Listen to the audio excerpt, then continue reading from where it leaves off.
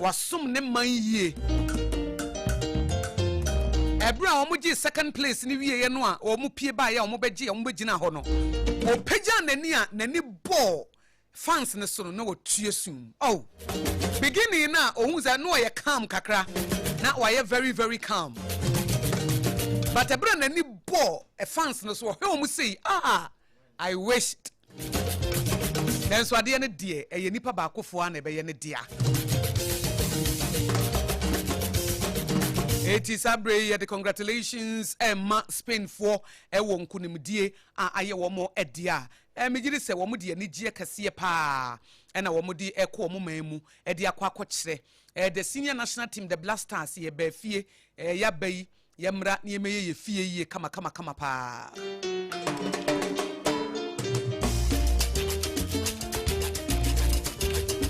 se coach be kwaso wonko ye nyina ye twen. I said the coach they kind of football and start to field so. Yeah, yesterday my endpoint to homeopathic clinic Dr. Dubois me mo so nte say adia chie bia. Adia san chin die. Me musa wo say wo mpom den te say. Anopay wo feel good said the Akosua feel good ya na. Ana say wo hu ba bia wo ya. Anasa wo dishie bi ne fa ba bi na adwodwo. Anasa wo nya prostate enlargement. Anasa entafo na me wo bia ne wo pe bia na. Eba chobra endpoint homeopathic clinic ne beboa. Premature ejaculation weekend di wo wutimi sankoyi oba na ntimi ansresre. Low sperm count near kidney problems near liver problems near Ningina endpoint homeopathic clinic. Dr. Duponti ne tun safro sepra no won show ye. Yemfa homeopathy ayare sapapa so ne yemfa mo. Physiotherapy and massage nyina wo ye ho adwuma. Endpoint homeopathic clinic and nedwa da no pay de na osompa ene ye de brewo. E was Sompa 106.5 FM Accra ma aketuapa. Endpoint homeopathic clinic Dr. Duponti say no pay friend no abefa. One Dr. Kevin ene ne dom. 0244867068 0244867068 and 0274234321 0274234321 Endpoint homeopathy clinic more than 17 years near the homeopathy aye Juma Ghana more than 17 years near the homeopathy dia yaresa aba more than 17 years near the homeopathy a two stroke ase more than 17 years near for homeopathy so man crofo wa form ba more than 17 years na low sperm count through and high sperm count more than 17 years na premature ejaculation aye mature ejaculation they say be man ne yiri tu kwan a hu bie ni ba bia enam endpoint homeopathy clinic Fred Dr. Hudu Boatin na ho brase etina nyame gusu echisa na wo dore tretre no ono wonko from da okosoro saa eti friend 0244867068 0244867068 Senkran ha wo hwehwe omo spinters kwano so ba bia fa ne shell signboard no spinters kwano so ba bia fa ne shell signboard ena kuma senso ye krono mabo hia ena tema community 22 so ba ko ho eho nyina endpoint homeopathy wo ho Agia special local foods ebedi aduane papa nya kwatenten kasa natural mineral water ensu papa ensu krogen na Sompa 106.5 FM Accra ye client service line ye di adwuma opese wo ye interview opese wo ne ye kwanakra na 0531886216 0531886216 TBM 053-188-6216 Obese obeye interview ope preaching town pese obeye advert wa ha obese wo hu ye rate card obese wo ne ye konakra na Sompa woton ade wa ha ye to Sompa wode ho bodondon esao e say yan kasa ye si aboa bia bedoro sade wode aboa bia bedoro sade wode ne osua preko eti fa ho beboye na wadwuma ne betre Bible say yen so kanea ne yemfa nhye ayi empase eti fa wadwuma ne bebo ho dawuro ne ba bia ne yebo wadwuma ho dawuro Sompa ha say ni favor bi daye so ho eti sa wo bo wadwuma ho dawuro a ye to ade ne saa eti fra yesesi a ne bebo wadwuma ho dawuro ha na afei aha na wo ka yetie o na no pa hifa na obi etie eye Sompa Accra eye Sompa Ghana today eye Sompa Rhapsody 053-188-6216 053-188-6216 aha ye fa na woton ade wo radio yi so a eye ayeto Sabredi Apam Dadaa no atena se. And African queen na ankasa. Abriwetia. African queen no ankasa na ina watena se. Ne ho ya ye fe no gyae. Wo shrine te sansroma. Na Sompa Accra ladies dia wo bo Sompa Accra ladies gyae. Wo mo ho fe rough. Obi bu sam sante Akosua nti wo mani nyina ware nam se 50% aware 50% na nware. But Oheneyere oti he ya na yi oye eyi queen. So at African queen. Ewo Sompa Accra ha no ono waware. Eti adman beauty ni bi wo adman na akọ. Ena me Akosua Aboagye ametie me de ma ware. Me ne Mr. Aboagye ware over 20 years intimi no ma ware chepa. Eti me say so be engaged wedded bibia. Abake nso aware mpacho for your information abake aware. Ye onware ye eye adwo asare. Adwo asare na ho je force no nware. Denise nware. But women nyina ye Sompa ladies. Etie for mamenko na me di mano achia. Di mano achia. Me mo makwabo. Ya o pension ho. Se me di mano achia. Obapa wokabai fata o papa.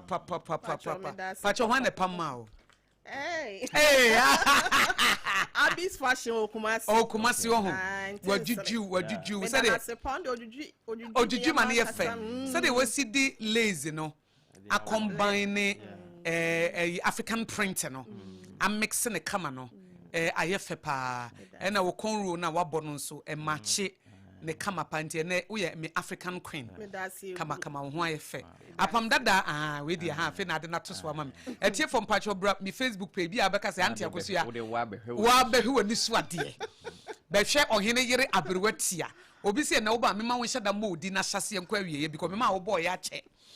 Bra ne behwe wani so ade wo Sompa 106.5 FM Accra like ne share your Facebook page no ho brehe oba kama bia wo da so che say skin na skin hair bibia be fa bi koye start fasa I don't so munya picture ai ti brabe bia be ka say anti Akosua de wo je ne ma no ho ene wo krokro ne ma no da bi de behwe ade efe de na efe ai ti de behwe se de wasi adwudwu me Monday morning pa abako na say so de ho bodondo na dondo wo koye adwuma wo choba Uboka kwara we die di.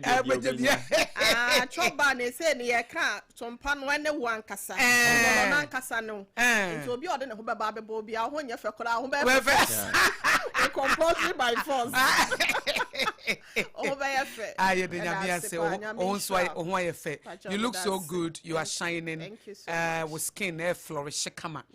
You look so good. Ye de nyame. Apam Dadaa man kamfo obeka se mayi wafrim. Wa hu say ne kura na waka no so media na yekoso pa okay ne mum say ukọ Sompa media no unhu bibia se bi a prof bibia fe wo ho wo yeah wo de na ni ntse gwa adua ho kura no unhu ade be yo start do ba che se wonim te sa na se na ma me se say you o ba kono feature ba kono sa ayira wanya obe ya ma me dia sende ayi sesi to once wo de tobo enya nru ho say we ya te say atemuda wo de me bebo papers ya bebo papers ya bebo paper no we ya send ya ma betmice ani me send ya ma no ne ya ayeka eda ho ene da ha no ba de ma me bebo papers ni so nwie me wo daily graphic wa na me say what the Ghanaian Times so ha His Excellency John Dramani Mahama presidential term limit saga or see no third term agenda. President Mahama no assures what the need so ama no third term agenda. Mo bia amfa bibia mesinse ni kom. Nyame ama ne second chance. We second chance no won third chance. Obekwa kwotena se na wa enjoy the pension. Na wadidi na timamu focus won kokra oso no won pe oso no third term agenda etimo I no kra oso won pe emre bi papa was the people yes one appeal to me It is the Ghanaian Times, Ghana's most authoritative newspaper, and also a mining trial, High Court to determine who to miss fate today. And a day, and a chairman won to me our agent, the new Patriotic Party, Amanukono, Ewo Ashanti region. Yet, say, a samono, when you said the Dimanasi, the Nebaquatum, and I beboneka, and a court, no, the Shabre, Ekuta, court on one cassa. With Tim Waffle, betting a General High Court or no, and Ebeka was some among pennyphone to me, Eddie Wadansia Kama pa. Na so the standard he set for Parliament and the Republic, Justice Daniel Francis Annan at 20, Papani Frimono in fear dununi na Mrashebedja for say Oshe said ye na or ye Speaker of Parliament, dear would dean who in the standard that was set here Justice Anana na esefata so minor ye beko ye chi ni esua bibi e de afrim eti ho asem no so edaha illegal miners ordered to vacate global oil concessions ewura ajekum so edaha wo mo ye meeting wo di ho dance say ye wo omo agalam say yi wo gina mu den eti wo ma hye wo say global oil for omo concession omo sase no wo mo say wo kuku na omo nkaka na omo free ho na enkoyi state to close case this week efa owura edubuahen ho asem no eno so edaha empanifo edi ho dance requested documents in edubuahen trial unavailable na Dr. Dominic Ayene, Attorney General and Minister of Justice na nkrofo epe document ahodo na no say any available. Attorney General's office or my informal High Court that it was unable to produce some documents relating to the 49.1 million Ghana cedis transaction at the center of the criminal trial involving the former Director General of the National Signals Bureau of the National Signals Bureau, Kwabena Edu Buahin, and 2 others. Na court no so mo pe document be free Attorney General nchen. Attorney General so wonya ontimi emfama. Eti ehho asam no eda ha we ne ensama hodo ene the Ghanaian Times do bokrata na de benti abrewati so mo na wi na Apam Dadaa e de bi ato aso. Ma me da se ma me fa daily guide bokrata no ento aso na NPP must regain business trust afoko kane titire ni edema MPP amanyoko no yewura foko ena wo kasesania wasiasa ne hwene so obesan ba na chairmanship position wasa ba befa no eyade a wo hia ne nkrofo ewo nkran ase no wo chese MPP abandada ya etwemu no eniyememu ye dinti no ase enwumaku ahodo na no epilai edema amanyoko no na wase ebraso sa amanyoko no wonom timi se nya businesses no wonom emugidi anase gidie etimi beto wonom tem se MPP babie mu a kane de si ye no ensibiem sebie so yese kwasea ena ensisa na adwen to manya adwen sachira ye omobom betoto niam se be ya enwumaku ahodo no so betimi aso aba na wanya afaso sebie so obi anu ho pese odidwa ebo kente no ye wura foko kratafa ye toso miensa ena wode aba gold board bags 54 tons in 6 months ye wura sami jamfiti breakers ya wono Ghana gold board otua ano ne mfonyi eda ha se no chesa bosumi nsia pe omatimi enya gold ntonso no makomako aduonum enan a wasi wesei eye nkurahye wei eye asemde edema my Ghana ene esikasem entotoye ofori ata US ruling pause up wo hwe immigration court here no ewo US abrochimemu a wonom amane se permit obetimi di atena oman ni mu na okyerese ho nsensem no asan asori biem katafa ye no etoso miensa ena wode amanebo ebaye na don't sign tribunals bill Baumia to Mahama enra da senia yenyina da yesi etie ye no na mampanyin abedi ekire dada ye Baumia ya ono so na ekita frank emu dia MPP amanyoko no ena enra okasa ye de chopa ede mampanyin John Dramani Mahama se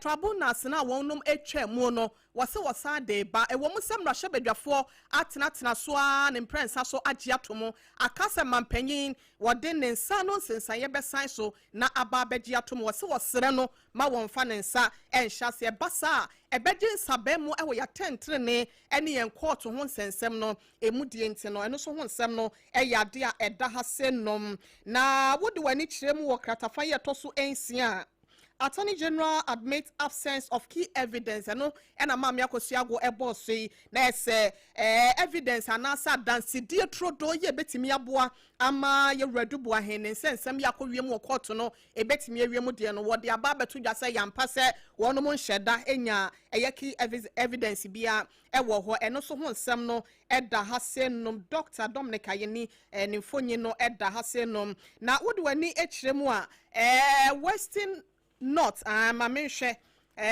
regional minister ya wono ewo ho wono yewra kwasi bonzo wono na ekire se amanyoku MPP wono nkonwa parliamentary seats a wono mo hwere ye nyina no they will grab them back eno ne nsemo a wono so ede eba ye we ye Western Regional Branch MPP party no na wono so kasa so mbehwe na wo magyi nkonwa na efiro mo nsakode NDC woni nyina asai ede ama MPP amanyuko no woni nsem kakra daily guide anope wode ho amane bo aba ene maame wafa guide no ma memfa the new crusading garden so nto aso ne no na wode aba beto so a wode Henry na Aboagye na bi mfuni abeto ase wono nso sese de wonyansi na adwene pi se NPP vice chairmanship position first vice no obekwa akopere enye organizing ho biu nti no nso wode aba beto ha ya no nso ye sonomba no nsemo a na yewura kokani wode the base for wosenya da betimi ate ho afiri so no ho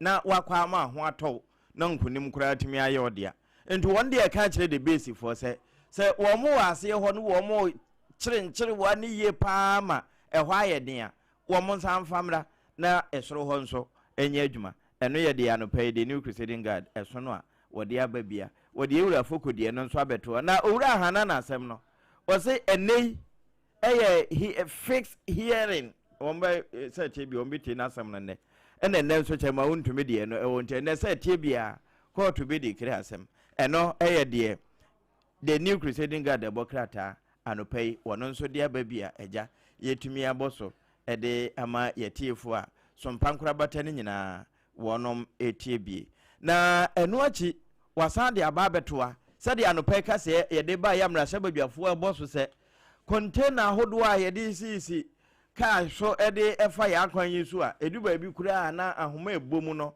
de yede hata nneoma bia no wo mo de a chekere wachina enya bo amenemu dan ya na container na firato kai twamo etime kokoto sarun ka no bi so na ade hye bi etina na mo wonse do a anopai ka se ebo ma me obo so no eno ne dakra emra shebedwafo na wo mu ede sa consensus ne bai se hadwene na container sakasi na afie ne nanam mfodini we say wa hweche a ene mu nso odu emu edu nti ye nhu se yiri se o makan o mo be hu bibi dia mai nti ba se nka we no ye se train na efa ampa ana ship sa train more me fan se be free se train ye se be free kumase yes ene ekon kran na efi nkran ene ekotakura de nka train ti se train ye hu adwuma ene betimi carry containers ni ade na se car pa na eso cars yi so wo fom ene o mu insecure ni yie eno na ma ne ye dangerous no na ebom no na esensu na kakan mu a na afa ba bia na de kwahia nso kora esan ba na esan ma ye kwan ne se ntem sa nti eno nti na o ma show sa consensus no anu ye the new crusading guard okay yo enna mamemfa daily graphic do bokrata na mra na yemfa kakra nso so na fa yema etiefo embrem empanifo asem mo de ba auditors general report a highlighted new disturbing trend MMDs a municipal metropolitan district assembly spent 22.4 million Ghana cedis to collect 10.26 million Ghana cedis asem we dia obrempo na madane dia moduma nkoma chiame so mumaye omundi bebiri akwaje ketoa MMDs spent tio apam 22.4 million Ghana cedis to collect 10.26 million Ghana cedis etiye for asem na me kan say wonya ntiase me de betwi ne watiase mo de 24 million e akire district assemblies no any municipal ne metropolitan no sika omo kwagege no omunya 10.26 million Ghana cedis 10 o yemfa say 10 million but sika no omo kwagege na ka omo boye e de kwaje 10 million no e 22 million yes ana ma watiase sika omo kwagege ye ne 10 million na nko mo but e ka omo boye de kwagege say sika no e 22 million na ngene mo fa 10 million na nko mo fa 22 million na se man kwagege kura nkeye sika omo kwagege na mo gigi wie ne yenya 10 million ba e ka omo boye de gi sa 10 million ma ye no e 22 million auditor general na this our report yaba ene da ho no and the auditor general's report over the past 5 years it shows that revenue collectors salaries at several metropolitan, municipal and district assemblies exceeded the amount of internally generated revenue they mobilized during the period under review. Aketua na ye de ma wo mo kogigi sika ne breye no. Edoso esin ye. It I think say e brand so mo betina se na o ma assign streamline niema. Na ye hu kwan be fa so. Na nemre mu kra de. You can put in place systems ubetimi a collect revenue without sending people. Ubetimi any technology aba, digitalization aba. Eti ubetimi a find we am ubetimi agigi musika wo bra. Ehia se e besoma obi. Ama nipa na kwa kotua enemre mu de. You can get rid of labor be a when you productive. Say labor being productive, it's easy to get rid of that labor. So be a word jumem na ne hu ni mfa so a ye say nipa no ba e simple so be yi nipa da free ho. Say nipa no mfa sika ma e simple kura de odi sika ba no na afi wa maintain no. Eti yemfa no say wo hye bibia say him say in the beginning you carry the burden but a drum rebia e say adwuma no e dem fa so e brewo. Enti say 5 years ni 5 years ni na bibi en free mu madia anodin say 5 years na bibi en free mu madia empanifo ntrance na wo mo enka ho asam abroati afa bibra na yemati form rem mame fa the daily post ko wa krata no entoa so na enimu hasenom no na watre wa hasenom Haruna Idris to unveil 3 billion Ghana cedis SHS infrastructure plan. Na chese entoa so ko senior high school so no infrastructure sa hodo bi te sa dan wono makwane ma hodo mpempra dia etimi boa ema school timi ye school ema ne gina ne na so ebo man punto ne nkankro no wo chese wonom ye hyehyeye bi abese 3 billion Ghana cedis no betimi de rem ama ne nyina enso etimi awie mudro. Spain wins 2026 World Cup no wedding kan abosonte yenwremu na wokọ emfinfin ho ama me abeto dwase NPF4 de abasobode de ama wonum kofa wone wonum edidwa e wo fam go adwuma ye no ehu o my Ghana mu ase na we say your second edition awards a wo mo etimi eyeye eno ye Ghana Downstream Awards na watchere se wonum de bo wona wo mo abo mo homoden enhyehyeye sudie ene ye boaden sesemu etimi ewura adwuma ni mo ama adwuma na dru ne mpompon so se ne a wonum esirehwe no wona wo bo mo homoden no emu abasobode na chese ekoso e wo Kimpiski Hotel e wo Nkrahase no mu a panyipa ya wono etua eye NPR no Yewura Godwin Esquire Tamakro wono so etimi de ensem etu dwa kakra ya betimi de free daily guide the work rata ne mo no eno no mame apam fa kakra bi bre na fa yema tie fo mre o kwa fa wo mo nsem ni nyina chronicle say wa boso e de aba beto akiri na wasama quotation ne say yenkan fisofo ngoma na etire ye nan ni ncheche modu no enum na Daily Democrat enso de abetoa say to say to receive first local crude of 1 million barrels from Jubilee and Jubilee fails hono to say Ghana hey wayiri ya yetu no womonye 1 million barrel ya wo mo kwa konane ama yetimi anya asem pempera na yakura de bi egu ya kwan so afi emabu na adwuma yo no youth employment ehonso na Europe pare ado abo asem bi so say wo mo ni Germanfo akonti ase apon mu a emabunu na ekura nsa no dwuma na mosante kasa no titru betimi asa aka German kasa aka ho de ene wo de ngo pa na wo de banche abom sete bia wo kwen no eda ha ye no nso anopai ye boso ede ama yetiefo na wo kofa afrefo no bunu hafo ekoni wo de abeto se wo hwemu asono mma no a bunu east nko a wo mofa forms na wo mo convert ne no wono mu ye 26 candidates baby honorable Thomas Eduapi afafo so san ko chairman biu ya chairman bi so obesa akọ no ehwa baby David Boache mo afafo so no na wode regional minister so de ababeto an was we de eye Voazok Canada Africa Agri Business Summit na eno ewura antwi na wo mabona ba so e 2026 no edaha anopeka se de bai tanana afo wo se clean up exercise no wo ntena se ya ma ba mechanics wo de boso mi bia wo mbeye enti na anu ya de nso a wo mo yeye no ehonfoni na bona afo eko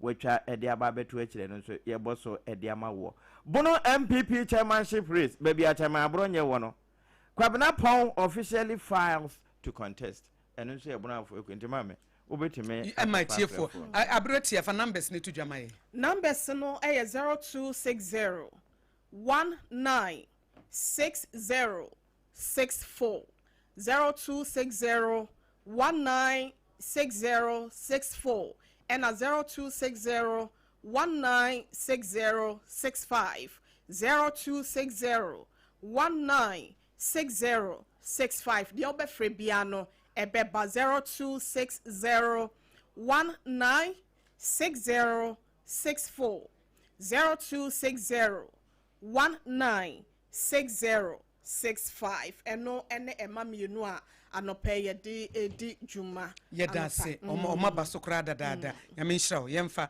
hello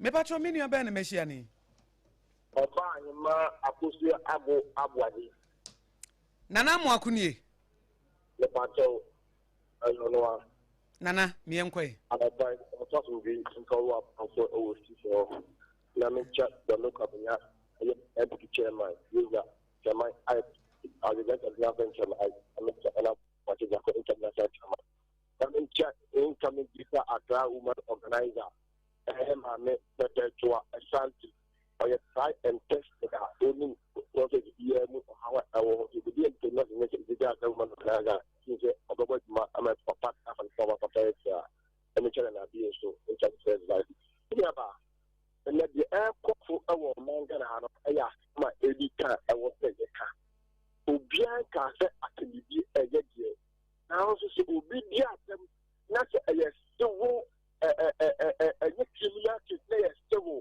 let your very black that you will defamation not where you are the for 1 year a summer a war year I was the car and yes I can be a of important mucho obedient of a much again that I'm much and I say the way the I attention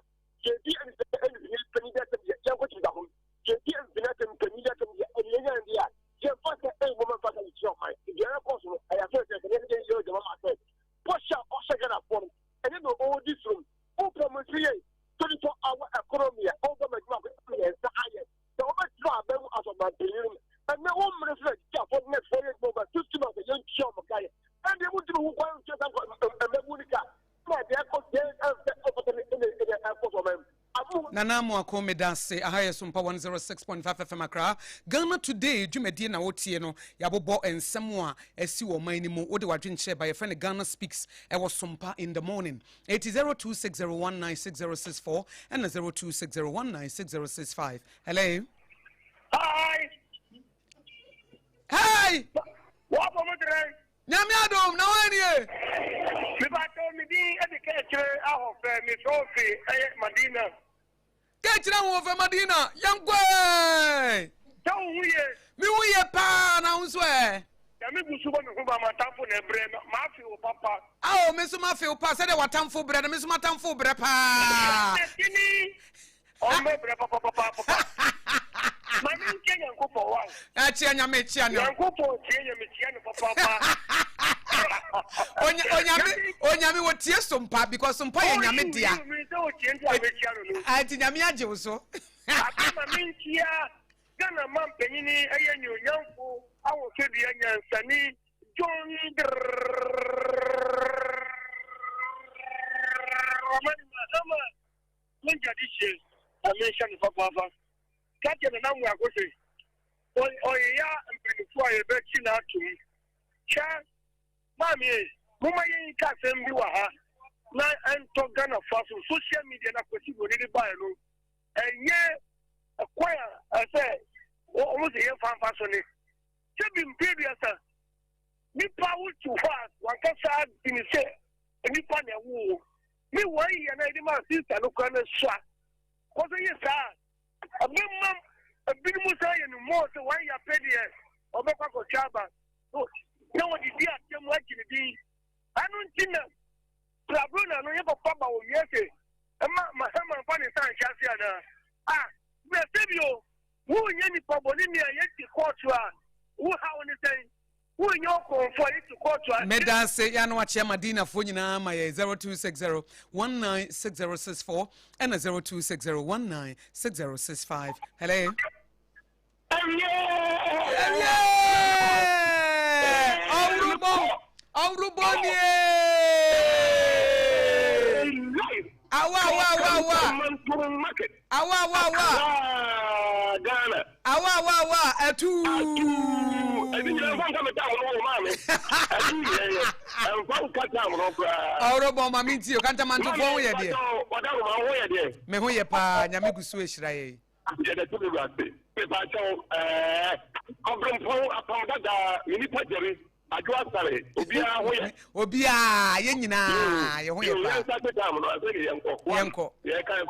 Greater Accra Women Organizer, Naomi Akosua, and Radin Abupon, Delegate Amokoto Obama, and Radi of one thing. When you take a clinic of one, and the Greater Accra Women Organizer, and they were far no type. Wow, Bawan. What you could matter? Nanabi says right Kermai. I was Radin Abupon, Papa the big Papa. Oh, now let me the whole cat. What I got, natural Kermai. Akoma the national chairman the new type papa Ajasuka national treasurer and God has a break with the national treasurer. As we didn't have the tomato by Indra, I very my confused. No, I'm about to make up a new one. I have some young color. I said, I said, when it goes for Mamma, Tom, never come Mahama, bro. I said, I said, and I did out of that question, you know. And Mamma, at the point, the end is the fool. When it can be far as I don't know that. Oko with the boy, hospital, Medansi wa urubon chia obi ama 0260 196064 and 0260 196065. Hello. Hello. Yes. Collins amomole miyankwe. Na mabato na yedabe. October. October ni time wo. And I will pray national deputy form deputy communication officer. A deputy our trouble deputy communications officer trouble. Yeah. Maminti Collins. Okay. My farmer do say on any campaign manager. They put in to I will be feeding you because of my shelly. They will try my money as deputy communication officer. I'm in Brazil. But I'm in the dash here because I am also only campaign to an amount of the the guy can't say the program is the we don't so be at the camera in the country. I think you're done. So that's so maybe we want my opinion here and the chair again. One doesn't want to quality that but they did and I have and I thought we buy it the Ushi. What's up with the Mahama? And this is a shame. Yeah, not the Magana for it. I do it. And then you say you have to take your muscle. You want to look at it, I've been being wrong. Forward, never. And backwards, never. And never the Mahama and this. You have to take your muscle. But the reality, and you check, they did not, I know it before you. Ghana afford it one eye, do so Ghana. And the chef and pack. And you see anything the Mahama time. You have not told me 2028. You have to start trouble. And only your back. Medanse Collins Yanwachia. Amomole any trouble so deputy communication officer na wo pre no nyamenya wadom na emremu emma 102. Hello. Sompa hima ba ko pe bright ni aboso kan medem aboso kan for ejo so enanope omutio papa aboso kan for yeah damase dako ye beba besra mo se de magye yatum no ye ni sopa amamintie wanope me be chi degree se me ho aboso kan mema be di papa so ama wa ye o show na ma obia be chi mo medase yati mame kai enuanoma omowa momoli enua call oni enua ba kwa ono so ye friend agolu ono so elko for deputy communication officer ka wotro bo honuma enti enua ye nipa ba ko ebe a nipa ba ko edewini ba me kai trouble for say omoto abo no ama ono abo abolo the common sense man ta so na uba ejina Emia Amos, Honorable Amos or Coffee, regional secretary among kind now to buy famana. Now would you show me that come back in Americano and on our Aboagye Akodo. Only me in Ghana and Chichiru. The best Indian MPP4. Say Ghana Bakupe and a walk. Say Yankola Eya de Dia Enya, my yes so Musu, Yentium. Say ya in Samo Kika, Excellency John the man Mama. Now ya jailino, and I say Yaman, so Uncle Dance one year. Now MPP4 said, or Moon Chiasi. Me dance bright yanu acha buso kan phone nyina amaye 0260196064 and 0260196065 ha eye Sompa 106.5 FM Accra Ghana today and awutie no hello. Good morning. Good morning. ABC okase free abede. Hey, and dear and me prophetic na ba life. Oh, why are you here? The birthday the ABC ba mi tie wa no pay because yes sir e be ha me yenko in check it call you asha patcho or communication officer e wo asha for statement me patcho na pan papa wa yade wa party to be same moment you know I disturb the patcho na calling deputy communication officer me patcho and akuja e ka se tima odo on place ya deputy communication officer and command calling e wo chubu consult me patcho and I find don't katama so deputy communication officer me patcho and command and I saw tema west woman organizer me patcho na big elo me patcho woman organizer mascot CEO me patcho oba mo forman na marketer me patcho so region tema me patcho na executive member na kwame anta ku me patcho se punya kopo nye ka to ojo me patcho kopo ebe hawa na anta ku dia ABC kan wasem ne ko e ja de tina ba umiani in kopo ye te court tabuna musu tisu for musu adai mama to aso because adempa and now the ba mo so mo ti owura enye duma ati owura ba be duma so a musu and ababa na ye te ate ku affect no na me sorry tia ma pa ta nto mo jeri abawan and because here in same occurrence here ka je ke ma ba 3 years next time we go so yanta me da say ABC okase free abede na yete ne kan 0260196064 and 0260196065 aha eye Sompa 106.5 FM Accra Ghana speaks ebra Ghana for mo chira madwene fan sam we di him e di ade ncheche wo Ghana na eguso no hello yes hey ajani mo na de masemu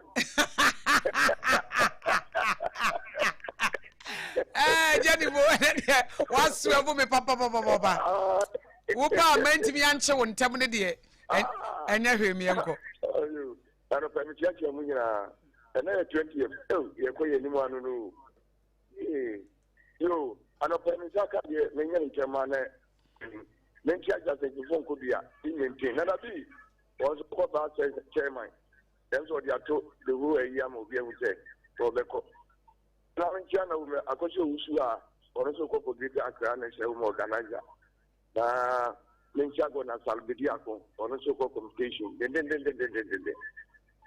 nchia ayi na David Kankambodu onoso ko for chairman aro ni chire so wono an eko what you say ana haje buka for treasure anga ko je buka ka credit ye eya revenue ya omutiji nti cheze Ghana yanko ye nimu a yenye dikanya ni manyina di sanko ko yo onzo abaya 20 people am onzo 20 bi onzo abaya ya ba ko a onzo ye miru na be de Ghana ye tiye Ghana koso e je bese dawa nu vo mo amodi tax ni ade ye bese mo mo di azamba di ya man na samu pe amoje aso sene tika mo ko je dia na Ghana ya foka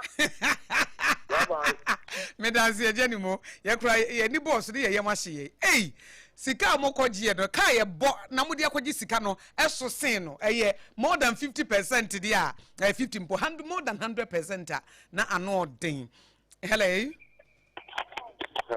me pacho me ni abe na me hia no Sompa Accra no pay o si brikiti ban toto pachi achiwo so kanable ene de waswevo me na woni eje ni mo maswevo me papa Sorry, say it room is a prophetic anointing.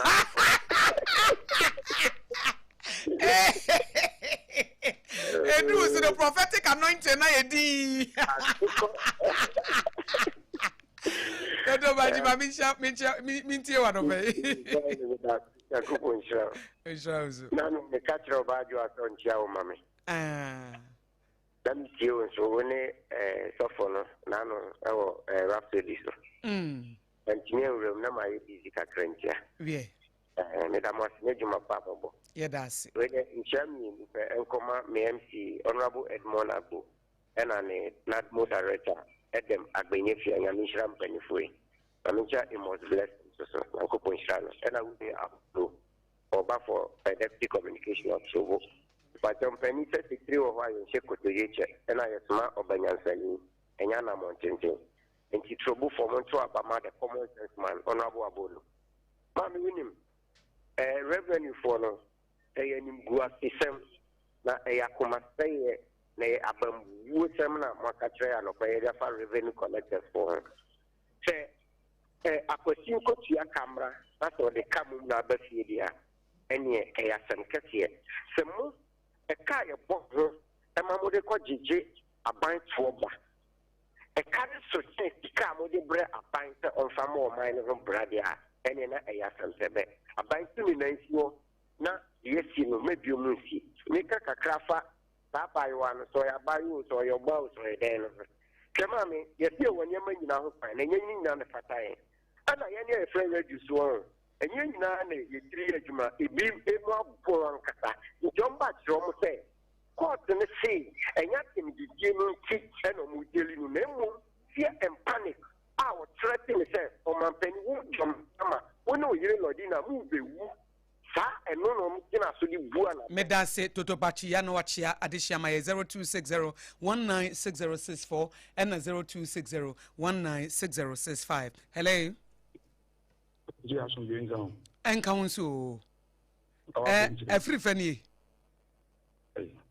Akosua. Yeah. Why you came? Prophetic and a call.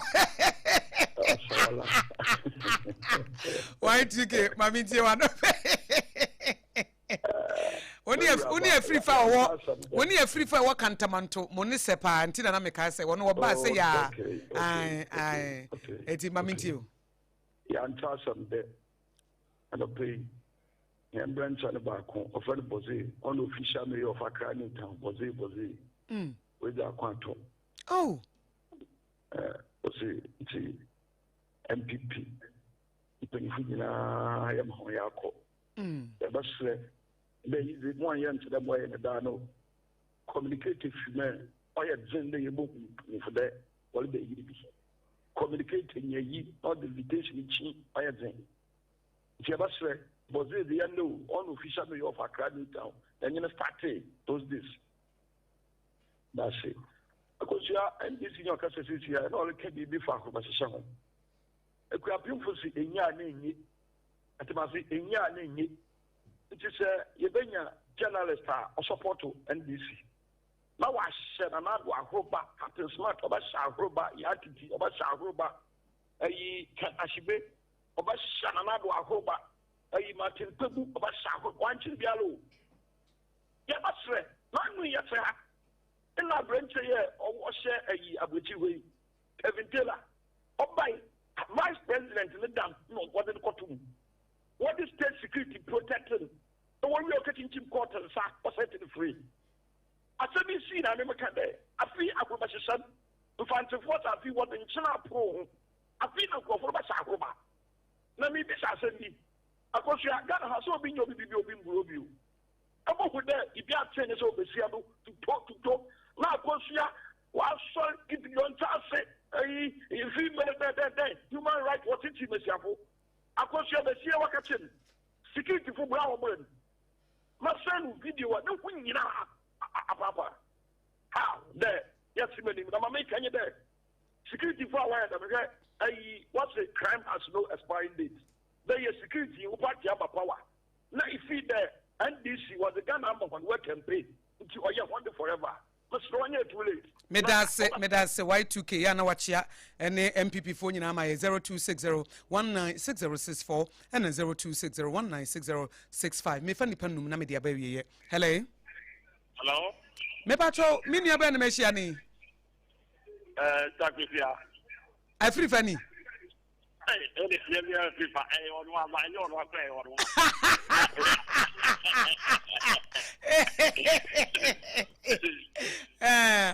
Ma mintie wa no pay.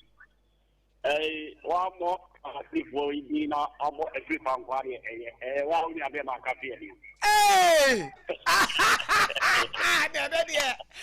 Dia obi ama mi modi wiem na prophetic na kanzum. Akafia phobia ba mintie o. Yo wa me mo wa ba so ene Sompa 106.5 na me patonya gesiencha incoming next chairman ana Aboagye ejako na me chairman na bi oba first vice and God has already been the director of communication the Sikodias and also general secretary and lawyer Ali Mega and also national organizer and Akosua and also Great Accra organizer and we got to cross here everything Mrs. Sabo any other I'll say get it out me actually NDC for bar no more kind if you say yes near the man crying is shank a man brosa and then you pass it so I'm going to now maybe how many say Nanado tap school from Poland kitty and another 20 anymore myself what's what I need to go school free I can get some 40 yards then another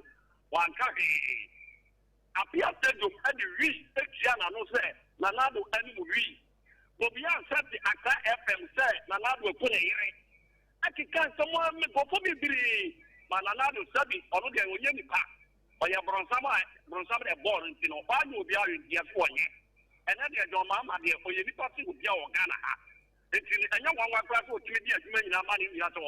Medansi akafia yana wachia kantamato for amaye akani panai 0260196064 and 0260196065. Hello. Akosua. Yes. Ya electrician because if of Satan. Yo yaya mienkwe. Ya bande kama mencha for na mencha representative oba umo organizer greda anali med organizer region hawa kunshi jombodi na bi omo wodin dada ntino ya sanan pushi mo komuni yedi na woka tax masen obi yanko jiji sika yako jiji no ka ya bono chenia yeko jiji no na kamya kase eye Ghana fo yesu so bibia adwuma kra nipa no fa so benya no eche nipa ni sika wi sika obewia no kra na eche nipa no fa so a onya wadwuma bo se nipa sa kotem sika fifi no do betwe adwuma ni nika etonwa ne de she kutuku ni akofa bi fifi ni de biku enti ebesere so mo pani fa ni nansi fam na me ka ne se ye hwe minua ba ya kina yama ni wanye na Akosua dia ne mum no wo hwe de bia kwane da ho na ko ba se ye papa na do mrere so no ne pe bi ye de chomo eniti anaba ne sa no na se obi ni me ka se ye sa na se ye de mamre ko wanye a me de aban aka menya simbia meka menim sempo info mutu ana mo se bi yi no mu hwe ni se dache table ten na ye bi di obi a mo obi nka because nka ye bolo kokoa nka bi fi sen ka be ebe boa ba se ye de betu wanyi a ye betu maka che se eye amamanfo ka mesi wo hwe nkra ya na anu a na na kufu adu present na omo mo duani di a ye ko gi head teacher kasa phone mo ko gi ya omo di yes a video no omo ki kan se mo cheche radio say ko se oni bi se ade chia ye ni bi ku tie radio makoma ko be 10 tie buna have tie ba bia o pansema media ko ni bi kan wo na ka se president na do ejeli binum ati ri jai say obi an kira na adwen Medase ayana wachia addition so ama 0260196064 na 0260196065 kani pa miensa. Hello. Me fa me voice is either medo. Mr. Nokrasa. No, I'm voice no. It's one prophetic ministry na ba no pay. No. That's na even so be ba wo be no so pepe. Mate, Mr. Nokrasa Maminti. Na mentia ni weju my phone na. Na mentia Dr. Amo Bafo oko national vice. Let us see go connecting national organizer. Ko Jordan kanu to da ko mo connecting national communication. E ben so mo ka na Joe Asama oko communication on the Tapran Forest Commission. Papa no e yejuma pa. Chief of staff e bo ejuma baso, ejuma penti ya mbesho kunindi. Obapa ade ahenye no enye MPP for omunya se omo estokoto boni ye boni enye mum ye condemn ye nuane ba ne ye no enye na se be sere o mampani so ode ne fum so be che no on venche no no munya sa ekutu fam na omo hye ga na chi se wa ye na de ye wa ye ne nya enye ye so so bi mi sa Dr. Mamnu bam ya se enti ade ni tribunal court wo ba no kokko apai no go su no gbugbo e bra o mampani na kokofo a first high court no and the because if you makati again every monchen dia enye if you monchen dia ye boni fo biara esuro ayana eti enu die e be ba so dia fight corruption no obi to aso me dance Mr. Nokrasa kanipa mienu hello good morning Minyaba. Good morning me pacho Minyaba ni and not me pass already. Na Eben o ba na washeda ye wo net se de e ka de prophetic nitiko ba one yet ma tile ka say beba o ka say Eben but na me pese me ye careful because what chance na wo voice ni ya say free fa enti me na say me ye careful ai Eben pacho Daniel strategy me say me be am prophetic me be tia kwa na tell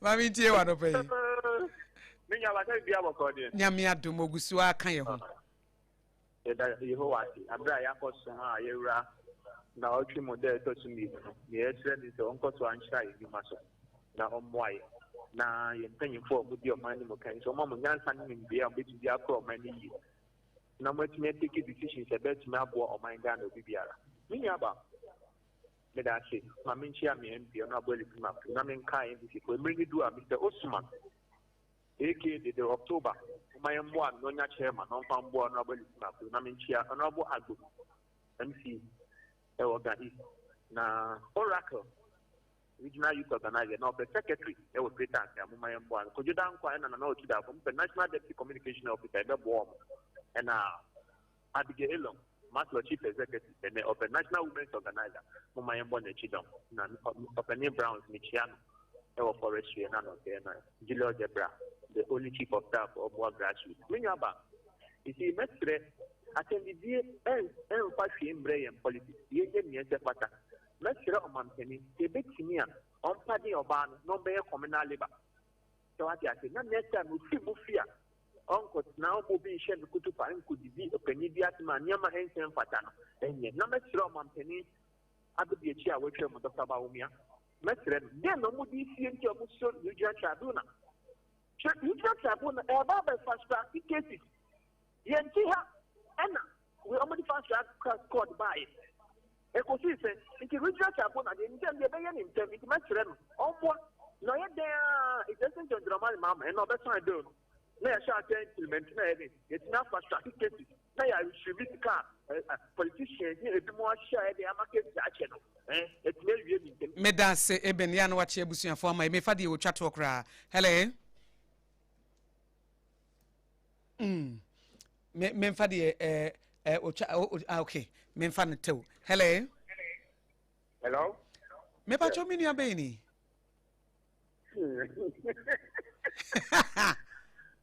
Bacho Martin. Hello. Bacho, good morning. Good morning. Now what to say? Ka o ka say who to say the edi kind the anka meka say free fa. Come DBT. Everybody no anti me say yesterday what dey no na. E dey man fa edi kan answer no. Ah, yo. Na say wo prophetic ja no bedum no. Anope prophetic ja no. Chilo dia bampa. Mami tie wa no pay. mekia Sompa adwumayɛfoɔ nyinaa yɛda ase momɔni adwuma pa a moyɛ bɔ ɔman Ghana ɛtɔ so yɛ Papa Aboagye Agyako incoming national chairman delegate to ahiti ahene mona blene abrebia yɛsere o yɛsoma bɛnyansafo wɔnya namɔtenten yɛnhwɛ deɛ obɛtumi ama party yɛnya kabo mu ankyɛ ne yɛtumi abɛgye power no ɛnyɛ wura mahama ɛtoto papa so yo ankyɛ akɔsia yi ɔbɛyɛ yi deɛ yi a aba yi a yɛn nyinaa yɛdi ho abobo obi aba ɔka ho asɛm ne deɛ me ablene abrebia mpeka sɛ mpanimfoɔ ɛkasa tia so bɛdi panyin asɛm anaa bɛka kasa fi kura sɛ panyin no ɛnyɛ na me mmom deɛ yɛdi wura mahama ho yaw no sɛ agya kɔsɛ mpatwo o wana ma yɛnya akye ma afyɛ wana ka sa asɛm na ɔma awe mu agya kɔsɛ a metie wo ka wo deɛ ne kɔ yɛwura mahama to opposition hello metie wo pa afrifa yɛwura mahama to opposition ɛna ɔkasa tie a akufo ado saa de tuutu ɔno kwa de wɔmfa akufo ado ɛna atemfoɔ nyinaa sɛ atem ma afyɛ na wo panyin wo kasa sei wo deɛ yɛ fɛ sɛ kabi tela ɛkasa yɛn mpo yɛahemfo ɛdidi wɔ bo nyinaa asɛm woma wɔ baa Ghana ɛma abambɔfoɔ bɔ ne ho ban na sɛm ɔwɔ kɔt wakɔ akɔtwam sɛ ɛyɛ ɛkɔyɛ deɛ ɛno na medi ne ho yɛw na ɛnyɛ ne sɛ obi akasa tia panyin no wakye no na ɛno na ɛyɛ obi a bɛto wo asosɔ so aka kabi tela baa no aka ɔman ne mmra ne nkyi na so kakra ɛti aka deɛ woyɛ no yɛ fi fasa nka menka ho sɛ because sivia sɛ woyɛ abusuapani kɛkɛkora na ɛnyɛ yi na sɛ wo nkasa nkyɛ wɔ abusuapani meda ase afrifa wo na mede wo twa to na yɛasɔre so no afei yɛnkyɛ yɛde Sompa Rhapsody dwumadie no atoa so de ama mo sɛdeɛ yɛyɛ no na yɛmfa happy birthday na m sɛ Wilberforce asɛnde me birthday bi na menhwehwɛ na bra mpatwe sɛ wɔ WhatsApp ho na memfa wede ma wo na ɛhwɛ ma yɛn na ansana no Comensa Pillar 2 ne dia wode message a wode aba o se Comensa Pillar 2 aka 2029 Dr. Baumia Bedi Press or Bishop Duncan Williams, thank you for hardcore message. We need our politicians and said all kinds and a message, you know, we need you watch ya Hajia Ruka next NPP National Treasurer hopeful and Hajia Safia Mohammed next NPP National Women's Organizer and I also Odiwe Ebreno Echichi Musa de Usi Penono na birthday ba konswa me de Emma na yatoa so no na maka obi m se yewie no a na ye de Sompa Rhapsody dwumadie no na ye de atoa so ama kama sɛdeɛ ɛnɛ yɛ dwoa dai ye betena se na yetu ye hofo ne ahyehye ya dwene ne ahyehye ya brabo and a very powerful and interesting topic ɛna ɛdapa so Oheneyere me de we ma efri fantastic Wilberforce what the happy birthday Emma Nyako Paulina our war Seshi Bonzan Seshi Bonzan Seshi Bonzan it way free fantastic Wilberforce ena odema Nyako Paulina Seshi Bonzan ene eye na woda eti wosire yedie ne nkanko de mano se nyame enye ne kese na wonye na koma so ade emfa emmano enti nyame nhira ne bebre fantastic Wilberforce dem Seshi Bonzan ne Seshi asanwe so ne ho ne de ni kuro no promote ni kuro ne pa ho nyina ye ne de It's way free fantastic Wilberforce and Wodema Nyako Paulina Seshi Bonzan and happy birthday any dema. Na minsanfa happy birthday way ye belated happy birthday dema Elizabeth Afari. Afari. Yo, okay. Elizabeth Afari. Okay, happy belated birthday dema Elizabeth Afari.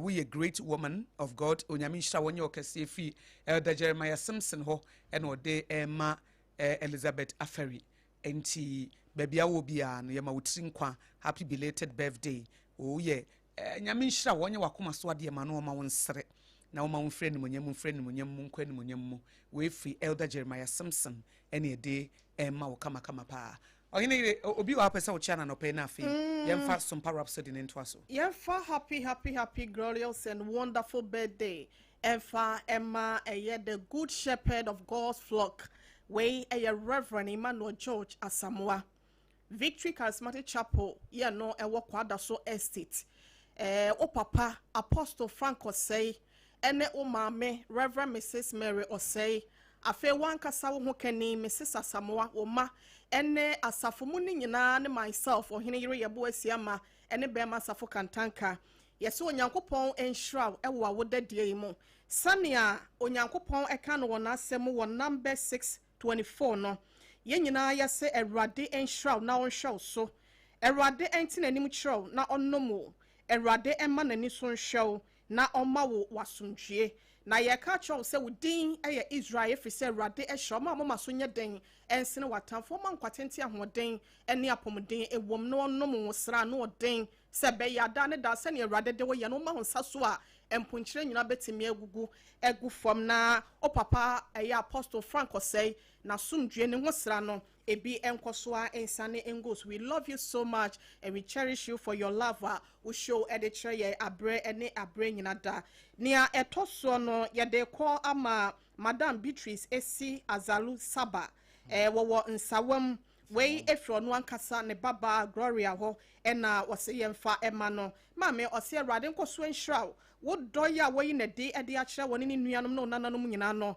Awurade enhye wanem wo man kwatenti ahoden ne apomden ewo mu netena sechema esebe ya da ne da no ye betimi abegye atenetene nyansa ya abobio ewo tirim no ede aboye bra oso odo papa ye ntinyamepa ena wo sre ede amawo ye chietiefo nyina na ye sere Nyankopon se onhwe nyina ye so maame Apam Dadaa no a ye che wi ase nyina maame wi ase ne ye chia ya akoma no ne adwene ne ho enne me beka a very powerful topic bi a we your batan bi ati wan susu tie bi na ye be hyehye wadwene ama wo ne hyehye wabrabo because ho na abrabo ne hya ase efri na we your batan so a na wo de atete wo ba okay de ye friend no purpose botaye se apam wo ehu se bibi nti na wasase so a obebo abrabo basabasa ena oba no nso a wo no se wanka bibi ankyere no a ewo ho a obe face de friend identity crisis obe niema bebrebe define no okay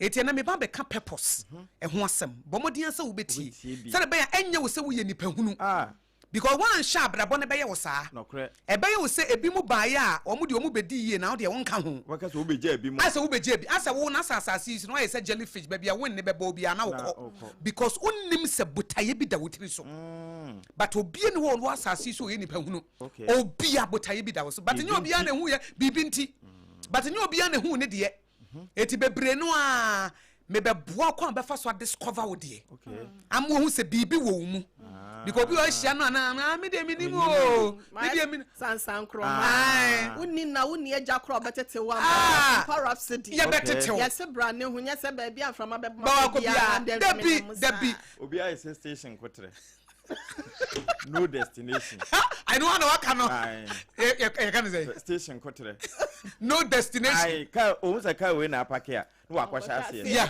enya se start ya no wo no okoba bi foforo woni ba bi ko se wonfa se wonhu se bibi dawuti so a wo ya wo sore kra na ase ema abrabo nye de no kra ema wani kra nye eti wo ye we kakra no ye we kakra eti wo se wo presa se de wo kete se kotra wo presa okay eti obi aso kwa yesi ye ko na di akire yesi ye ko na odi akire eti me use owura bi ne story esi wo South Africa na media ye e de aboa etiefo if say South Africa one of the biggest mine ai wo ho no owura na ye ne dia olusui enam saade ne ntia na wonim ntia wo ye na dwen se wo ko India no akopa brabo papa ba de no wo hwehwe wo India no na wona sasa no so etiene me yisu star story no na me de aboa no se botaye bi wo ho na tora bi a wan sha be pere ye yesi se obi ye ko Canada na wo di akire yesi obi ye ko immigration na wo di akire yesi obi ye ko nursing na wo di akire yesi obi ye journalism na wo di akire eti no nse wo de yesi se de wo ton so aye topa na wo di akire utwa ho abrabo but ejini e bia na nye nsuo enye noa enye obi an de be ye bibia ye successful okay se nyame an call into that industry enye se wo be success obi be ye mo adom ne nka ho grace ne nka ho if is a baby nyame do be kono ya na ode nadom so eka ho etiene ehun nkomo ne ba ye bedi nkomo about purpose ye bedi nkomo afa discovering your purpose na ya boy ya manu ne titiru na ama eno na ma bi ye drugs bi mu ye all kinds of things because of enema bi esisi ye no na wan hwe ye nso apam nkola abrem ne ma afefa mu wo hia ne bre no ebema ene nsem bia wotete wo wasum no ebema na ye wo seche cry ni ese me cry bibia ni mi mu se ese me cry se bi o magimi se ese me cry no sa na a poison with life and Sompa Rhapsody ye be boa ye be tenetene ye be ma wo de wana mo sisi ye be mo agye wo ho adi ye be mano ano ne ye mo wo hu se de nyame hu if you say you can only sa ye be mo hu se de nyame hu if say it is only the creator who can define his creation it is only the creator who can define his creation obo ade nko ono na chire de ntia wo boss okay de ba be ye se me na me ye microphone ya enye me na me chese we ye be kasa gum enye me na me ye ya se me hu no correct but the ye microphone we no nim se microphone ye kasa gum eti de ye no on determine microphone no the purpose eti de obo wo no on the chere o purpose eti ene ye bedi hu nkomo eti ye home so e wa ha ye ba na ye de aka nyina Sompa Rhapsody no sade ye de bremu free juada kosi efiada anopa no nwotwe ekosi nondu no ye de nyina nso abremu enema me betie bi wate ne fa bo a wo ba no na mana meye wo say niam bi ohu wo ba no hu ti akra we kra de mi bisa na kra e ba de mi ohu de wonye mpo me ba de wo ye confused onye confused anya botre na wo nso so a wonam ho na niam abrabo abo ape se de apam ka no no abrabo edi wani eti ama o ya to ape wo niam bi ho na ye de ho asem bebre wo Sompa 106.5 FM akra Apam Dadaa na wote ne nka aberwatia Oheneyere woni Akosua go Aboagye me da so timedwam me de Sompa Rhapsody no etwa wo so na mo hunu hu yie because it is only the creator the maker who can define his creation it because we tie if sasase we na ya ba beda so no se wan hwe ya de ntie nyame de wo ba ye no nuru ho da has ewie yase a ye gu asie wan hwe nso obi be sai wa brabo obi betimi etu asem ba ko bi ama wan hwe a ebe ye wo se wonya nipa kora bi but ene me ba be bie woni ho Sompa Rhapsody ye pese wo de wa brabo hye wo nsem na wo ma obi antena wa brabo so wo ma obi antena wo fa hodie so etiene woni Akosua go Aboagye Akosua nshira may the purpose and discovering your purpose ebro na mo